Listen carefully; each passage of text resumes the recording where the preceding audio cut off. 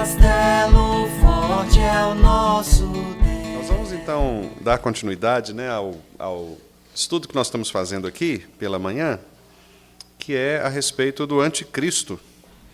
Nós tomamos esse assunto, né, os irmãos se lembram, por conta, inclusive, da escolha do novo Papa, né, da Igreja Católica. E como eu estava fazendo alguns estudos avulsos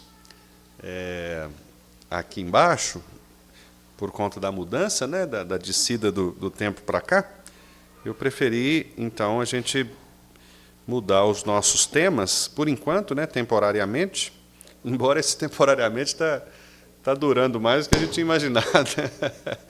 Eu imaginei que seriam menos domingos, então acabou que eu peguei estudos avulsos pensando que seriam avulsos mesmo, mas acabou virando uma pequena série, né, sobre a primeira carta de João, que eu tenho abordado tanto no domingo pela manhã quanto na quinta-feira, embora eu esteja alternando os assuntos. Na quinta-feira a gente está falando mais a respeito da ideia de João a respeito do amor, né? Do amor ao próximo e do amor a Deus, sobre todas as coisas, e da maneira como João relaciona esses dois temas, né, que é fundamental na primeira carta, né? João está preocupado em mostrar para aqueles irmãos que, quando eles falam que amam a Deus, eles precisam demonstrar isso no amor prático a seus irmãos, né, aos seus próximos.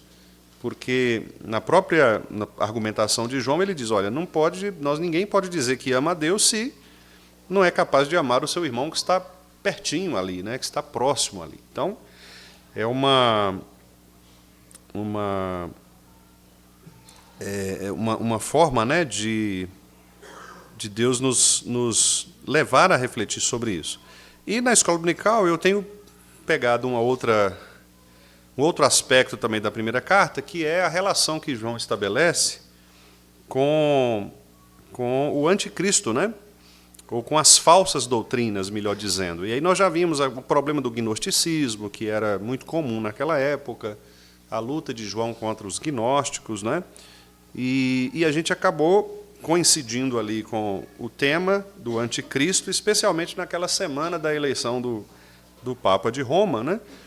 Porque nós sabemos há muitas dúvidas em relação a isso, né? E, inclusive a nossa confissão de fé, a Confissão de Fé de Westminster, afirma textualmente que o Papa de Roma é o anticristo, né? Então, por isso eu quis trazer aos irmãos uma abordagem em relação a essa temática.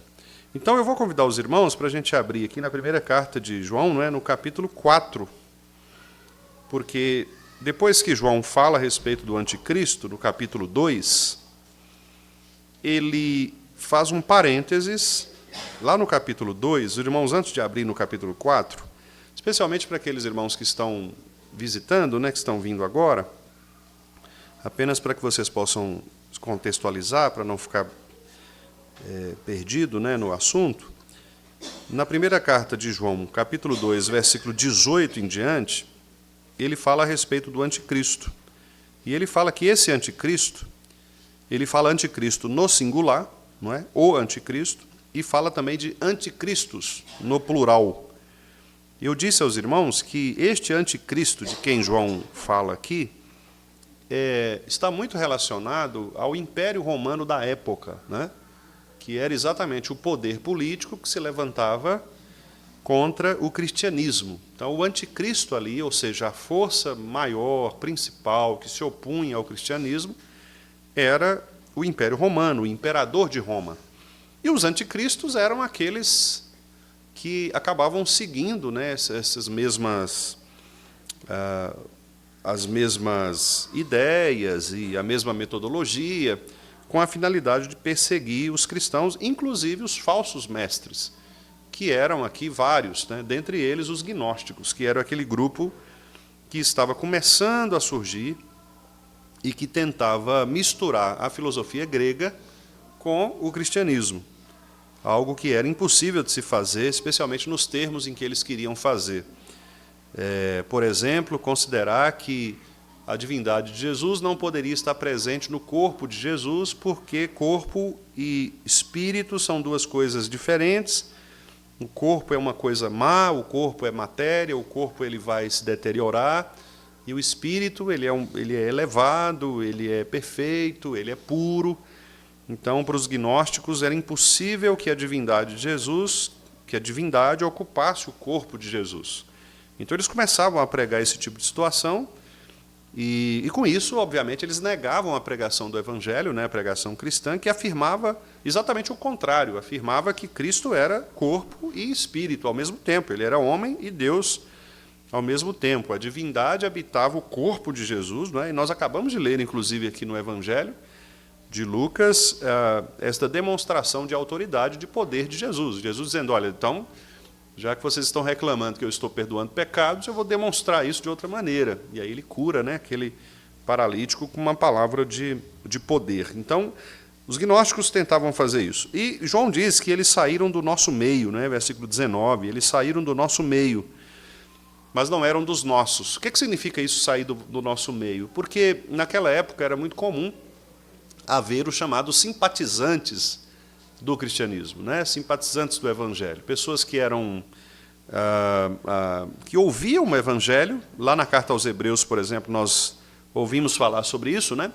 Daquelas pessoas que chegavam a ser membros das igrejas evangélicas, né? Elas participavam, elas recebiam a ceia, elas ouviam a pregação, elas viam, inclusive, os dons do Espírito sendo operados, mas eram simpatizantes, não tinham nenhum compromisso com o Evangelho, e chegava um momento em que, quando a perseguição apertava para valer, elas saíam, né?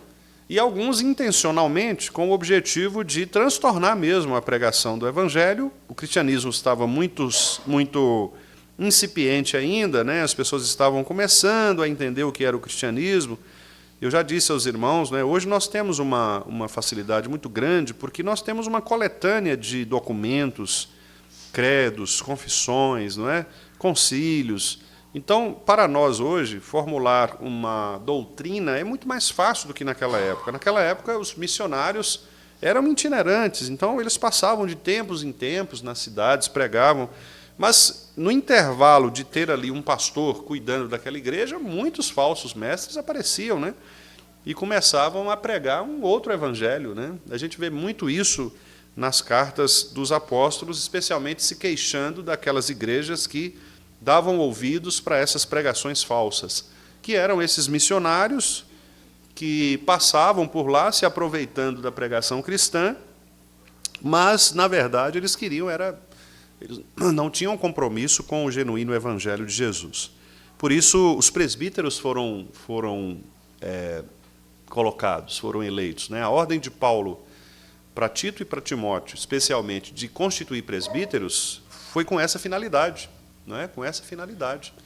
Por isso que o ministério, o ofício, né, de presbítero, ele é um ofício extremamente importante na igreja, e ele é um ofício doutrinário, ele é um ofício pastoral, não é?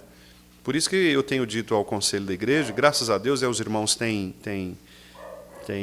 entendido isso, né, e percebido de fato a seriedade desse ofício, né? Porque, infelizmente, em algum momento da nossa história, tornou-se muito comum o conselho se tornar um conselho gestor, né? Muito mais preocupado com a administração da igreja, por exemplo, do que com o cuidado, com o pastoreio, né? Então, a igreja não é uma empresa que precisa de um conselho deliberativo, né, de gestores. A igreja é o povo de Deus reunido que precisa de pastores que cuidem dela, né? Pastores que cuidem do rebanho. E era essa a preocupação lá dos apóstolos, porque os falsos mestres chegavam com as falsas doutrinas e precisava ter gente séria lá, gente capacitada, gente que conhecia a Bíblia, para refutar, para rebater, inclusive expulsar esses caras da igreja, né? Paulo chega a dizer isso em Tito, né? Ele diz, é preciso, em Timóteo também, ele fala, é preciso fazê-los calar. Então, o presbítero era aquele guardião mesmo, que se colocava, o guardião da doutrina, né?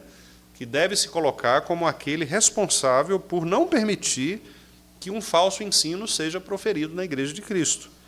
Essa é a principal tarefa, né, do ofício presbiterial. Claro que há outros desdobramentos disto, mas principalmente o cuidado com as almas, né, o cuidado com o ensino que tem sido praticado na igreja de Cristo. Por isso que dói, às vezes, nosso coração, né, entristece um pouco quando a gente vê algumas igrejas chamadas presbiterianas, sobretudo, né, porque as que não são presbiterianas, não tendo o governo presbiteriano, nós entendemos que, embora sejam nossos irmãos em Cristo, mas elas falham, né, em não seguir o preceito do governo de presbíteros, né? Alguns irmãos batistas, por exemplo, têm começado a perceber isso, e os batistas reformados, em geral, eles têm eleito presbíteros das igrejas, embora eles continuem com o sistema assembleiano na votação congregacional, né, na votação de algumas matérias, mas algumas igrejas já têm entendido a necessidade de presbíteros, né?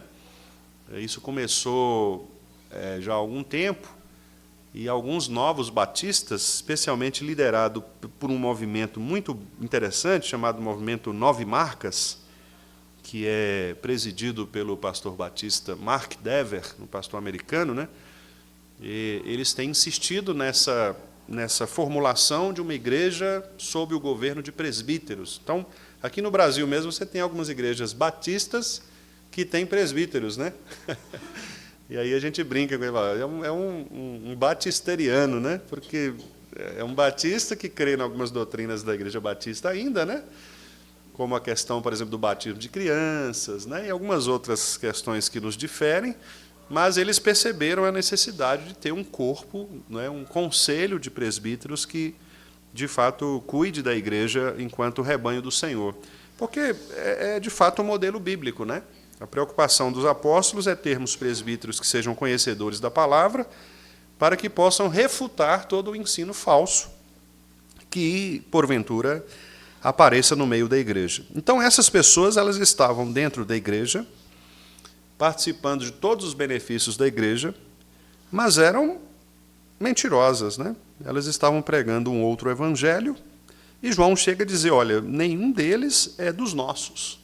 Nenhum deles. Eles saíram do nosso meio e saíram exatamente porque não eram dos nossos. Eles saíram porque pregavam um falso evangelho que nós não devemos dar ouvidos, né?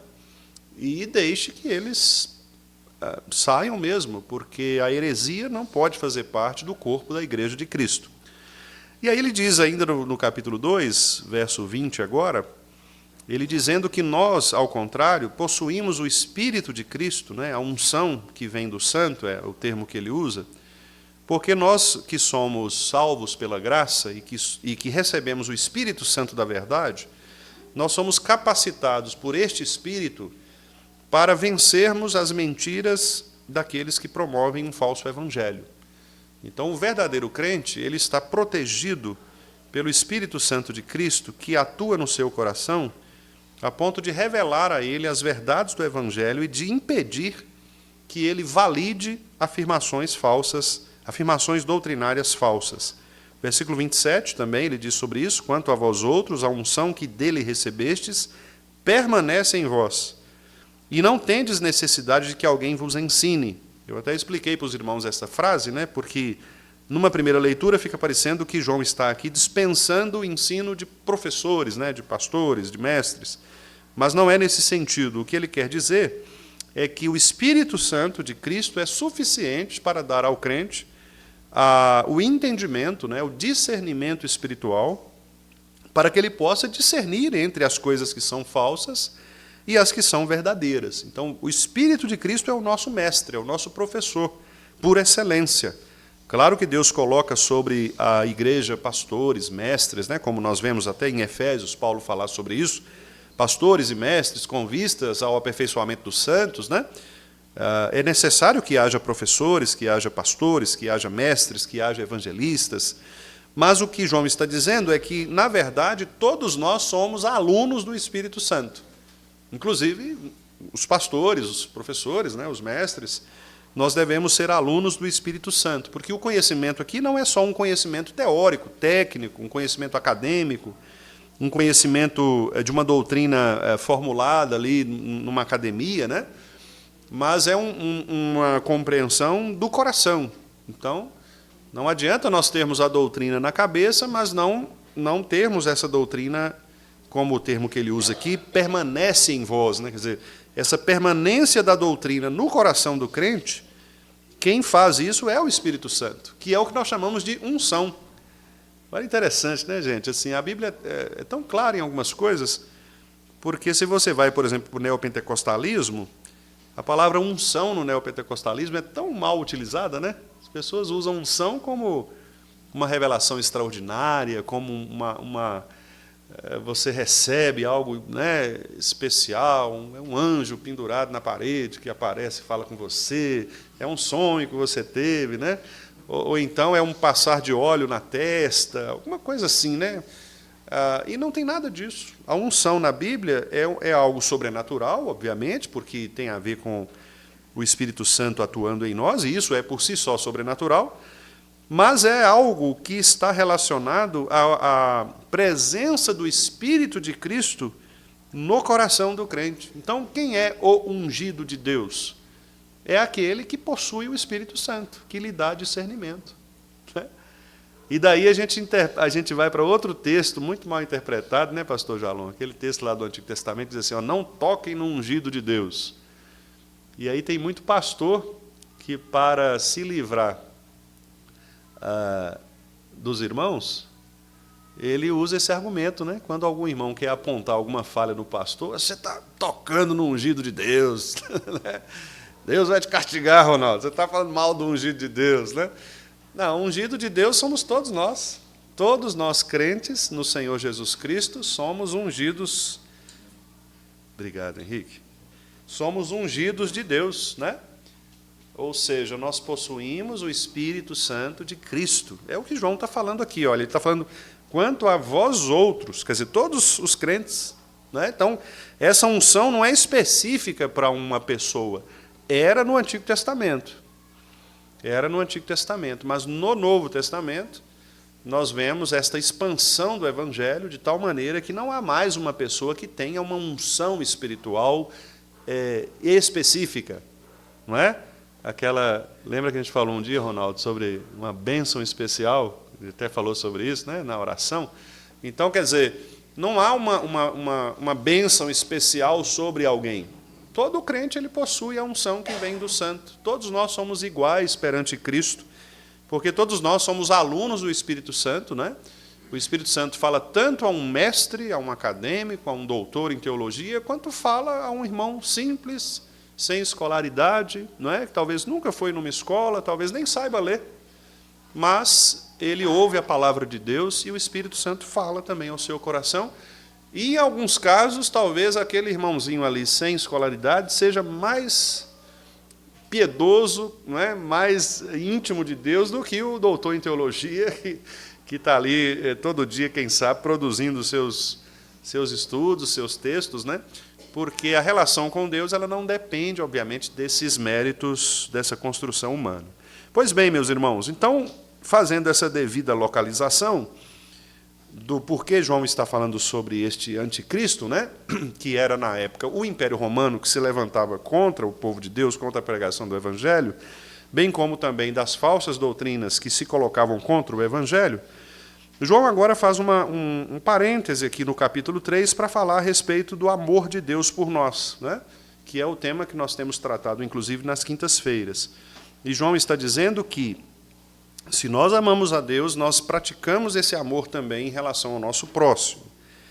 E aí ele fala, inclusive, que isso distingue os filhos de Deus dos filhos do maligno, que é viver em pecado ou viver em santidade de vida, né? E depois ele recomeça, e aí que fiz toda essa introdução para chegar agora no capítulo 4, porque agora ele retoma o tema do anticristo e dos falsos profetas, né? A partir do capítulo 4. Ele retoma, e agora com uma nova perspectiva, quer dizer, ele vai retomar a mesma ideia anterior, que nós já fizemos aqui este breve resumo, mas agora ele vai acrescentar um detalhe interessante, porque o gnosticismo ele negava, como eu disse aos irmãos, a divindade de Jesus Cristo, né? Ele negava a pessoa de Jesus Cristo. Ele negava que Jesus fosse o Cristo. Então, é como se eles separassem o Jesus divino do Jesus humano. Então, o Jesus humano, para o gnóstico, era um homem comum. E, em algum momento, ele recebia esse poder iluminado essa unção para operar algum tipo de milagre. Mas não era isso que o cristianismo ensinava. O cristianismo ensinava que Cristo, ele permanece Deus, homem, do início ao fim, não é?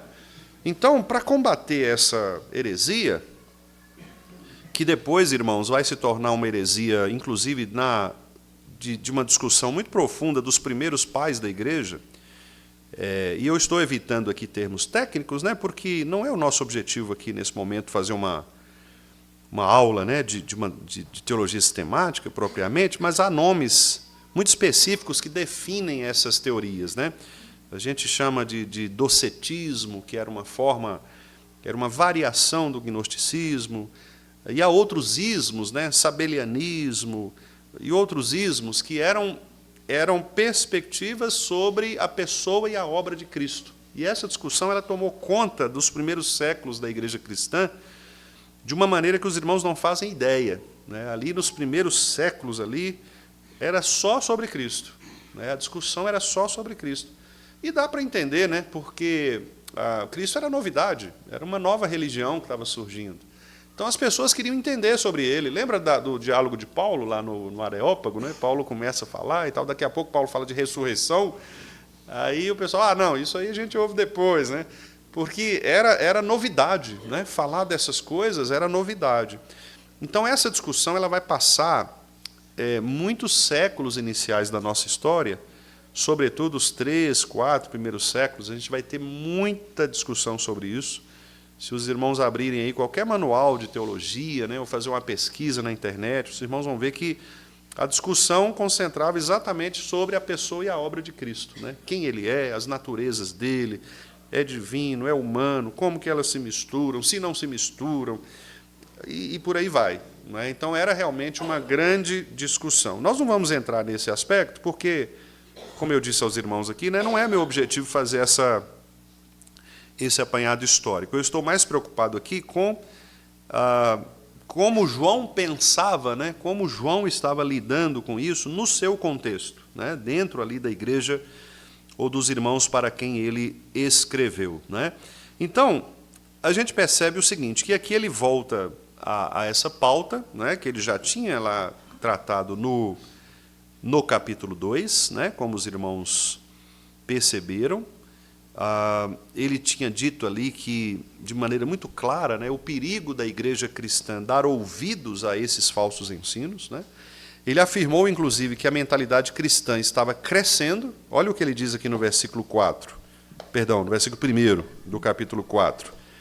Ele diz assim, ó: Amados, não deis crédito a qualquer espírito, antes provai os espíritos se procedem de Deus.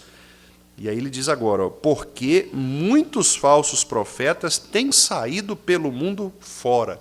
Então essa expressão que ele usa aqui, né, muitos, significa que João estava mesmo preocupado com este crescimento de uma mentalidade anticristã. E é interessante isso, né, irmãos? Porque hoje, quando a gente discute, né, sobre esses temas religiosos, os irmãos fazem a mesma afirmação, não fazem? Nossas conversas diárias, elas são nesses termos. Não é de dizer, gente, olha como é que tem crescido, né, a mentalidade anticristã, as pessoas não querem mais saber de Deus, saber de Cristo. Mas naquela época era assim também, meus irmãos. Naquela época era assim também, não é? Talvez não tivesse, talvez não, obviamente não tinha, né? Não havia a divulgação, a propagação que nós temos hoje, porque hoje a pessoa faz uma live, não é? Usando a internet, e ela é ouvida pelo mundo inteiro. Então, obviamente, isso não tinha na época, né? Não havia essa propagação tão rápida.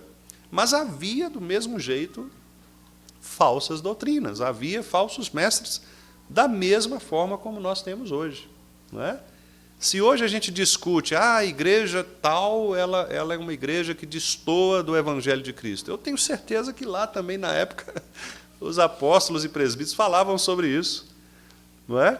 O pessoal lá de Filadélfia falava assim, gente, a turma de Laodiceia está complicada, viu, senhor Edson? O pessoal lá está, olha, o pastor de lá está permitindo uns negócios meio complicado, né? Até banda de carnaval tem. Né? A gente fala sobre isso. É comum, era comum. É porque hoje as coisas são mais divulgadas, né? com maior velocidade. Mas na época, irmãos, era fragmentado do mesmo jeito. Havia os mesmos problemas. Né? Por isso que eu brinco com os irmãos e falo assim, ó, tem gente que fala, eu quero voltar lá para a igreja primitiva. Não adianta nada, a igreja primitiva era tão bagunçada quanto, ou talvez até pior. Porque lá, no caso, você ainda tinha que morrer, né? Estava perseguido. Aqui, pelo menos, a gente, por enquanto, nós não estamos morrendo, né? Mas era complicado, a igreja primitiva era extremamente difícil. Leia a carta de Corinto, por exemplo. Olha a confusão que era a igreja de Corinto, né? Gálatas, pessoal voltando para o judaísmo, Paulo chateado, né? Paulo dizendo, olha, eu estou admirado com a velocidade com que vocês estão voltando, né? Passando para outra coisa que nem é o Evangelho. Então, era uma confusão. Né? Então, assim, os irmãos tinham essa mesma percepção da época. Como eu disse, obviamente, não com tanta velocidade e clareza como nós temos hoje, por causa da tecnologia que nos ajuda muito, mas eles estavam tão preocupados quanto nós estamos hoje. Não é? Com o avanço da falsa doutrina, com o avanço dos propagadores dessa mentalidade anticristãs que tinham saído do meio da igreja. Hoje a gente vê, por exemplo, né, pessoas que se apostatam do Evangelho. Há casos de pastores presbiterianos voltando ao catolicismo romano, por exemplo. Né?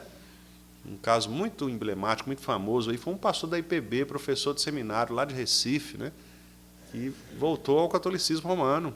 Né, se declarou católico e tal, dentro da nossa casa, né, dentro da igreja presbiteriana. E outras pessoas, membros da igreja presbiteriana. E a gente fica assim assustado, né? Mas, do mesmo jeito, existem também católicos que têm se convertido ao cristianismo e têm vindo para as nossas igrejas. Então, é o que acontecia na época. Na época era a mesma coisa.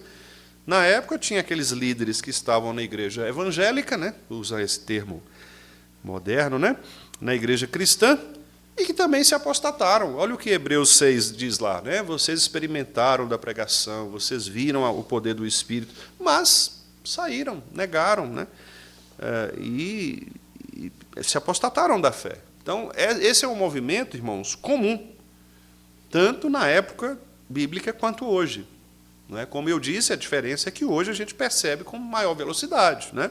Porque nós temos aí os meios de comunicação que nos ajudam muito a...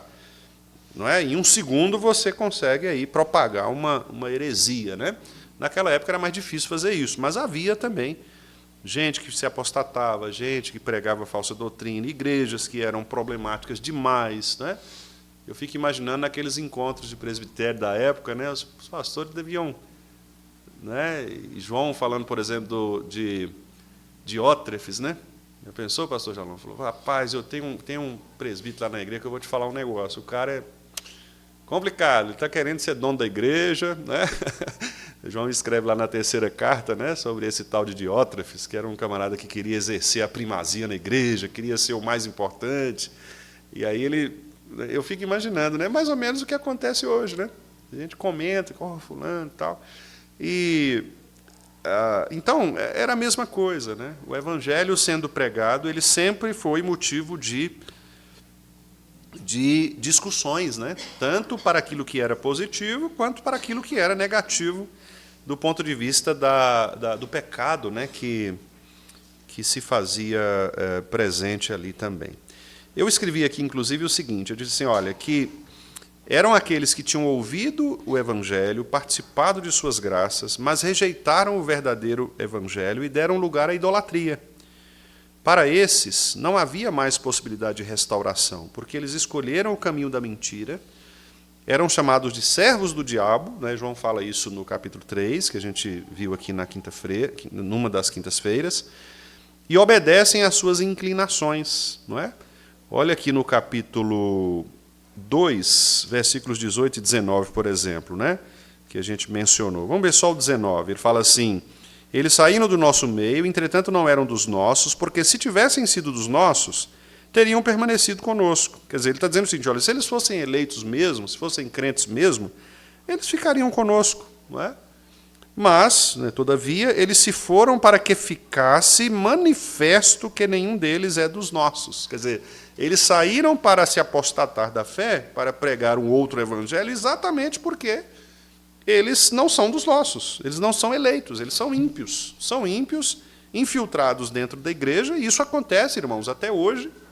Por isso a gente não pode se assustar, embora a gente fique surpreso algumas vezes, né? Mas a gente não pode se assustar de pessoas que talvez até ocuparam mesmo cargos de importância, né, no sentido eclesiástico, e que abandonaram, não é? Pode ser pastor, pode ser presbítero, qualquer pessoa, né? Ela é passível de estar enganada a respeito do verdadeiro evangelho e se apostatar. É óbvio que isso é uma tristeza para nós, especialmente se é alguém próximo de nós, mas isso acontece, isso pode acontecer, né? Aconteceu na época de João, aconteceu na época dos grandes avivamentos, da reforma, e acontece hoje, não é? Acontece hoje. Então, nós não devemos ficar surpresos se porventura isso nos ocorrer em alguma situação próximo de nós, né, com alguém que a gente goste.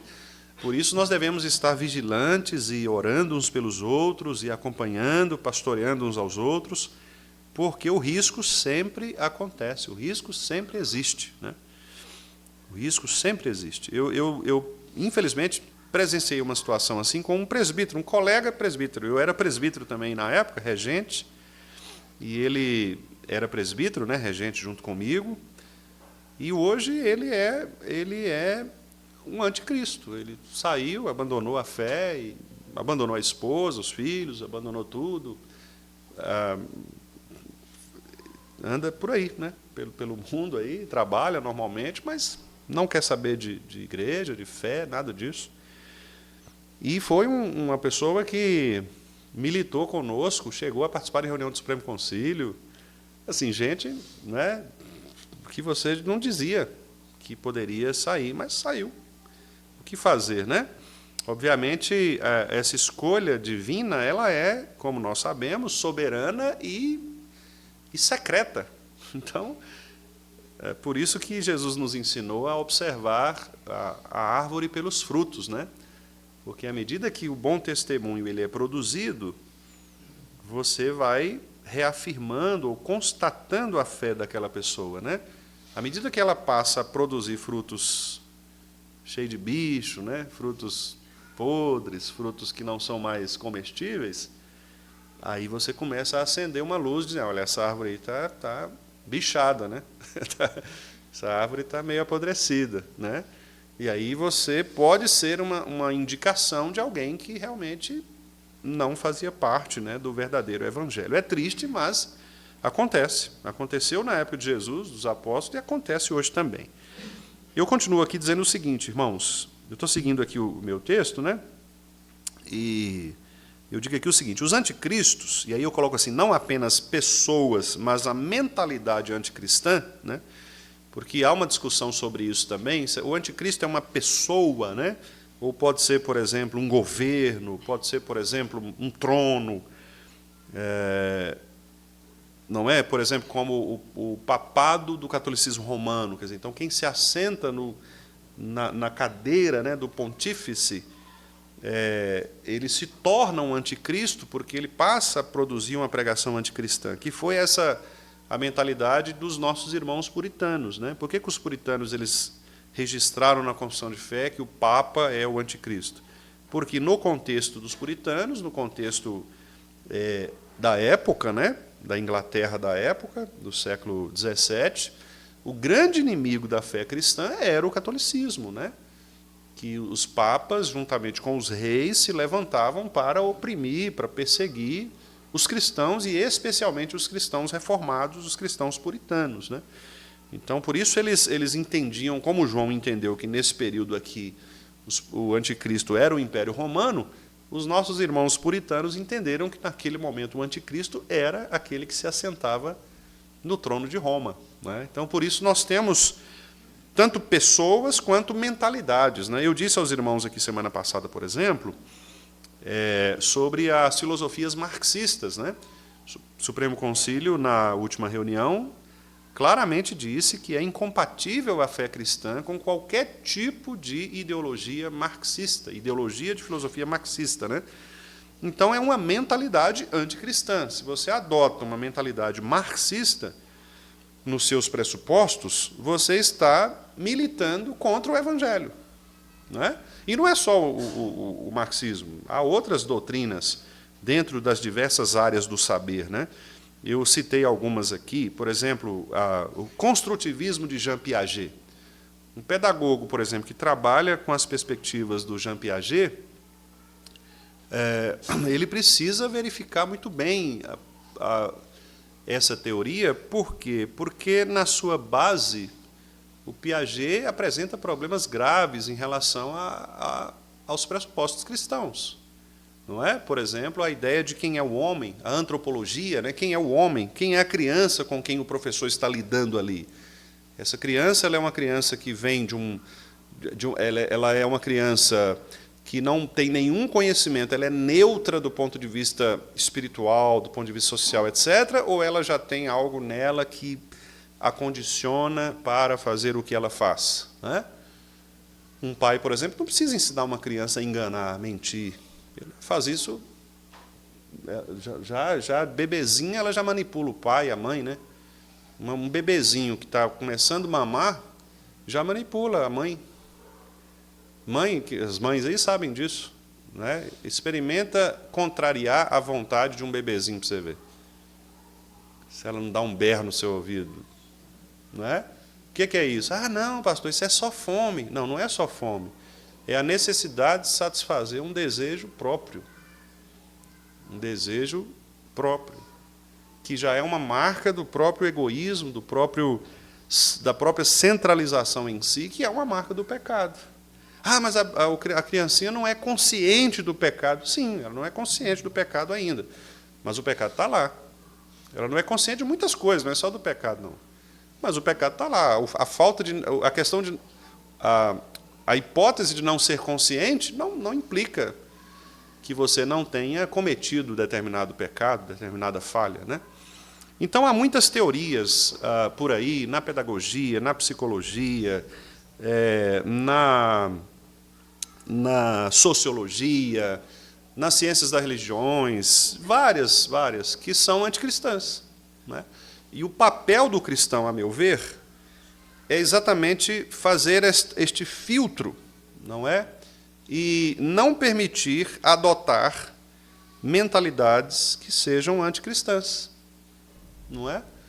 Você não pode... Você, por exemplo, é um terapeuta cristão. Mas você não pode, como um terapeuta cristão, adotar uma perspectiva que seja uma perspectiva contrária à fé cristã. Porque senão tem uma incoerência nisso. Como é que você é um cristão e você adota um método não cristão de abordagem com a pessoa que você quer tratar? Ah, pastor, mas eu não posso evangelizar na minha terapia. Sim, tudo bem, compreendo isso. Mas você é consciente para perceber que o pressuposto da sua terapia é um pressuposto antibíblico. Como é que você lida com isso?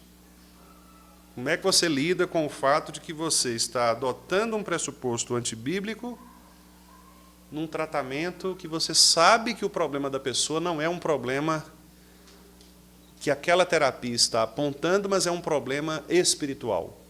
Como é que a sua consciência fica em relação a isso? Entendeu? Como é que você vai lidar com isso? Não é? Chega no seu consultório lá um transexual.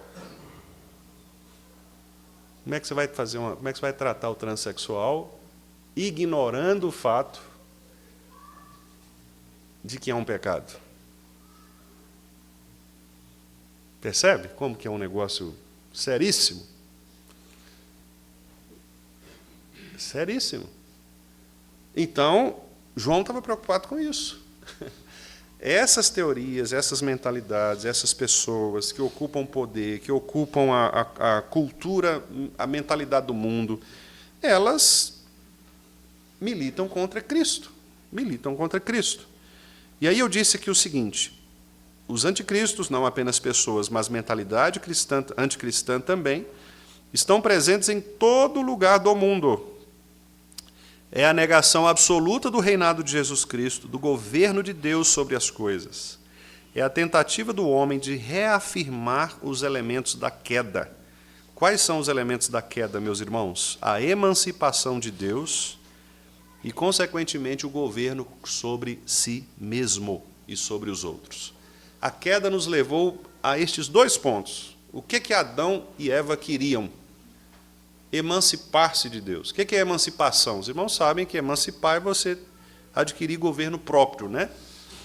Então, uma pessoa que é emancipada, por exemplo, ela completa 18 anos, então agora ela tem direito de fazer coisas que ela não poderia fazer até completar os seus 18, porque ela estava sob o governo dos seus pais, né? Isso é emancipação.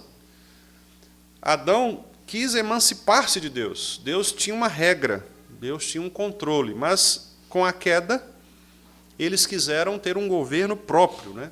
Que é uma autonomia.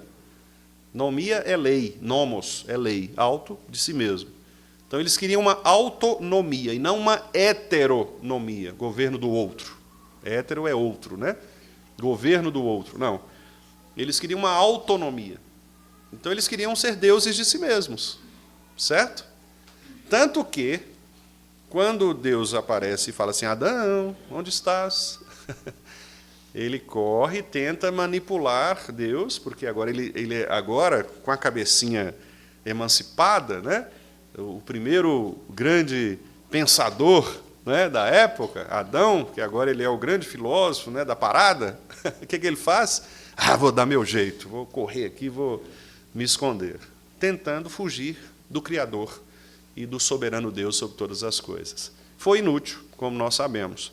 Então, essa tentativa de emancipação, de governo de si mesmo, é o que as pessoas tentam fazer até hoje. E os anticristos, eles trabalham, irmãos, nesta mesma intenção. Os irmãos podem reparar que toda pregação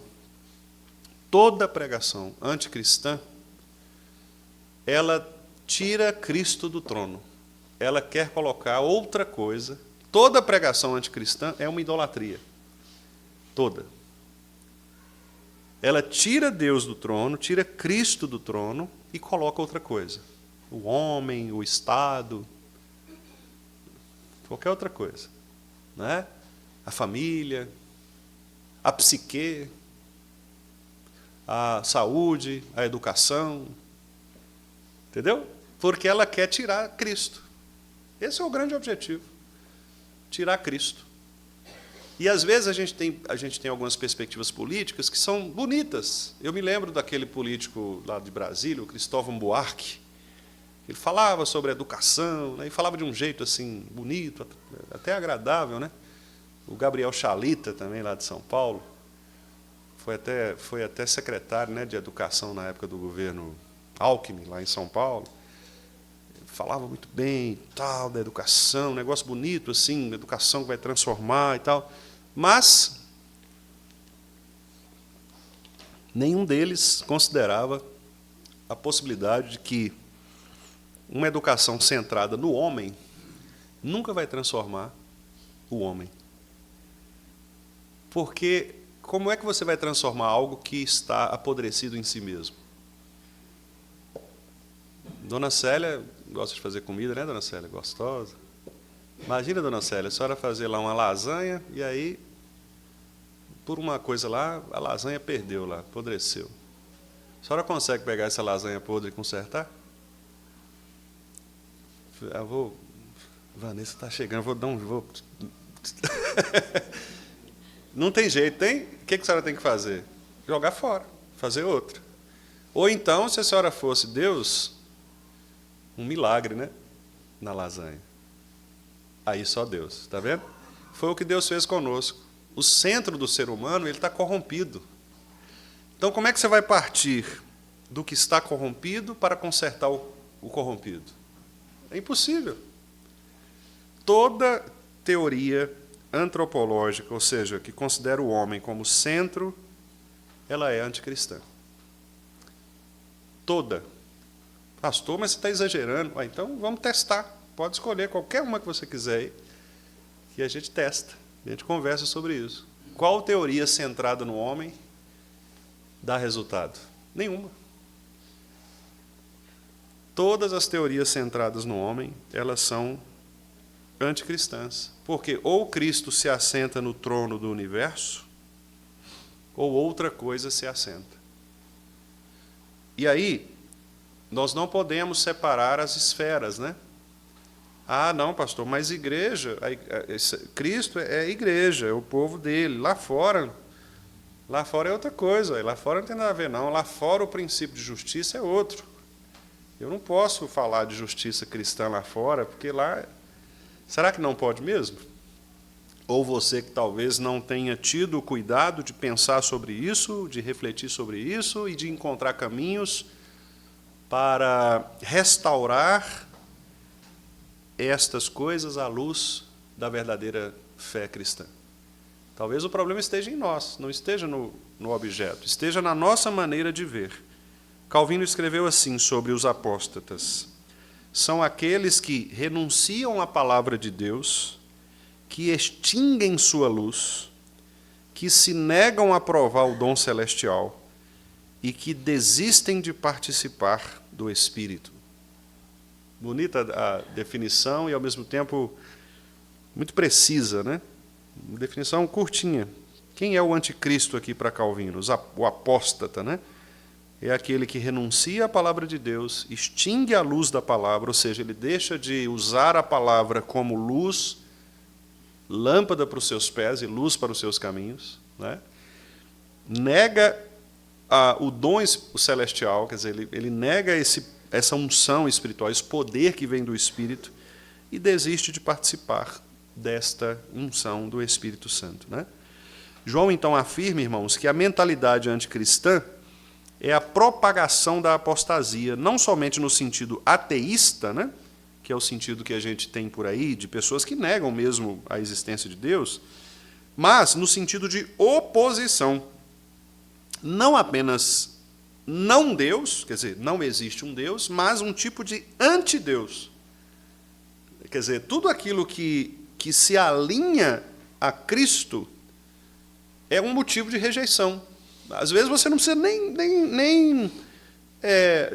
dizer, nem afirmar algo. O fato de você se alinhar a uma perspectiva cristã, isso já é suficiente para transtornar uma situação toda, né? Vocês estão vendo aí, por exemplo, o rebuliço que está dando aí a fala do Papa, né, sobre a família, né? Ele diz que os líderes mundiais devem retornar ao núcleo familiar, que é homem e mulher. Bom, só isso aí já suficiente para bagunçar tudo, porque é uma fala conservadora nesse mundo nosso, não é? E em que tudo é permitido. É uma fala extremamente conservadora e não sei se o leão vai durar muito tempo, não. Acho que eles vão... Porque o Ratzinger tentou fazer isso e eles deram um jeito de pôr o Francisco lá no lugar, né? Não sei. É uma fala conservadora, cristã, nesse sentido, não é? Obviamente cristã, e só isso é suficiente para balançar o inferno. Não é? Balançar o inferno. O anticristo é aquele que, na maioria das vezes, ouviu o Evangelho, leu sobre ele, chegou a experimentar bênçãos provindas do Evangelho, mas o rejeitou, porque o pecado lhes pareceu mais atraente. O seu coração não foi capaz de reter o ensino verdadeiro do Senhor Jesus como Senhor e Salvador. O seu coração se tornou endurecido diante do que Deus lhe havia ordenado e prometido. Eles se rebelaram contra o amor sacrificial de Jesus Cristo, não aceitando a miséria de seus próprios corações, não os qualificaram como pecadores, né? Quer dizer, eles mesmos se reconheceram como pecadores, e por fim se tornaram incrédulos quanto ao poder de transformação genuína por meio da nova vida em Cristo Jesus, Redentor e Senhor. Na argumentação de João, é clara a advertência introdutória, assim como foi feita lá no capítulo 2, que nós já vimos, né? Para que tenhamos cuidado com a entrada de ensinos falsos. Logo aí na abertura do versículo 4, ele diz: provai os espíritos, né? Não deis crédito a qualquer espírito, provai os espíritos. E aí eu digo aqui o seguinte, é óbvio que espírito aqui não se refere ao ser espiritual propriamente, mas aquilo que provém dele, ou seja, seu ensino, seu legado, aquilo que o espírito anticristão propaga no mundo. Então, João não está pedindo aqui para a gente fazer uma sessão de descarrego, né, e ficar identificando ali que tipo de espírito é aquele, né, você vem de onde, não sei o quê, né? Não é isso que João está falando. João está dizendo o seguinte, o crente ele tem a unção do Espírito Santo para que ele tenha discernimento espiritual de provar, de discernir, de identificar aquele espírito, ou seja, aquele tipo de pregação, aquele tipo de ideia que não se adequa à Escritura. Então, João está dizendo que não devemos dar crédito a qualquer tipo de ideia que apareça. Devemos examinar as ideias, provar se elas se encaixam no ensino da Escritura. E aí eu digo aqui assim, qualquer ideia, política, religiosa, ética, qualquer ideia. Qualquer proposta que seja anunciada por aí, precisa ser analisada à luz das Escrituras. Cristo, que é a verdade, é Ele quem estabelece os padrões conceituais para todas as demais ideias no mundo. É muito interessante, irmãos, porque as ideias, todas elas têm consequências, né? Aliás, esse é o título de um livro, As Ideias Têm Consequência. Todas elas têm consequência. A maneira como você pensa resultará na maneira como você age. Não é? Isso aí, embora a gente não fique durante o dia raciocinando, mas é natural. Isso está na gente. Então, se você crê em alguma coisa, você age de acordo com o que você crê. Isso é natural. Prova, portanto, que se a sua ideia estiver errada, a sua ação também vai estar errada. Entendeu? Se a sua doutrina, né, e aqui eu estou falando doutrina em todos os sentidos, tanto religioso, quanto político, quanto econômico, qualquer que seja, familiar, etc., se a sua doutrina estiver errada, sua atitude vai estar errada. Por exemplo, se você crê que na criação de filhos, os filhos eles não podem ser corrigidos, repreendidos, porque a repreensão, a correção, é uma maneira de bloquear o desenvolvimento do filho, não é? Você vai agir dessa maneira. Então, seu filho não vai receber uma correção de repreensão porque você não quer bloquear as emoções, o aprendizado, etc. Não é? Você age de acordo com o que você crê. Por outro lado, se você é um bruto e você acha que o filho, você tem que espancar seu filho, tem que criar seu filho, torturar seu filho, né, para que ele... Do mesmo jeito, você vai ser um pai, uma mãe extremamente totalitário ali, né, uma pessoa má. Então, a ideia tem consequência. O que você professa, você faz. Calvino, mais uma vez eu vou citar aqui, ele falando sobre Hebreus capítulo 6, versículo 4, quando o escritor aos Hebreus diz que aqueles que saíram do nosso meio, né, eles se apostataram porque não era possível que eles se arrependessem novamente. Olha o que Calvino diz aqui, ele fala assim, qualquer um que entenda a sua força se esquivará facilmente de todas e quaisquer dificuldades. É indispensável que notemos que existe uma dupla queda, uma particular, outra geral. Qualquer um, olha, veja bem essa frase, como que é interessante. Qualquer um que tenha ofendido a Deus de uma forma ou de outra, caiu de seu status como cristão. Portanto, quantos são os pecados, tantos são as quedas.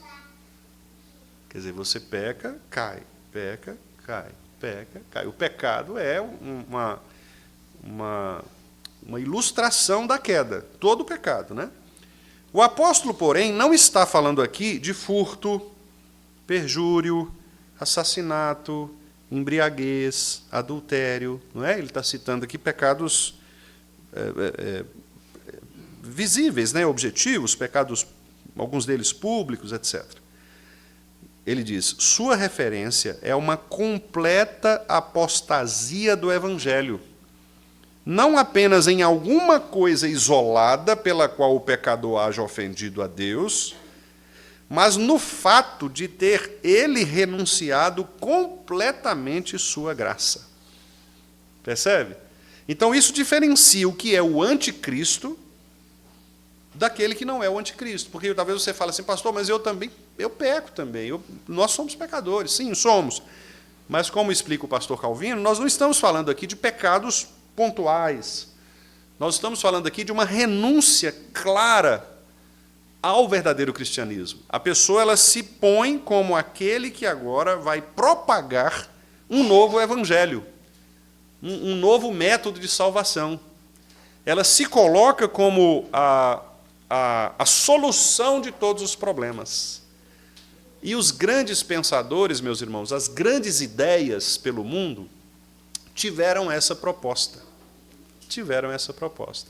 Foi o que Karl Marx fez, por exemplo, de reduzir todo o problema da humanidade numa questão de luta de classes entre oprimidos e opressores.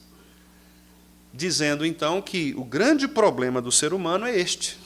Se nós resolvermos o problema econômico de lutas de classes, pelas lutas de classes, tirarmos o poder absoluto e produzirmos uma revolução do proletariado, que é o povo trabalhador, nós aí vamos consertar a sociedade. Não é?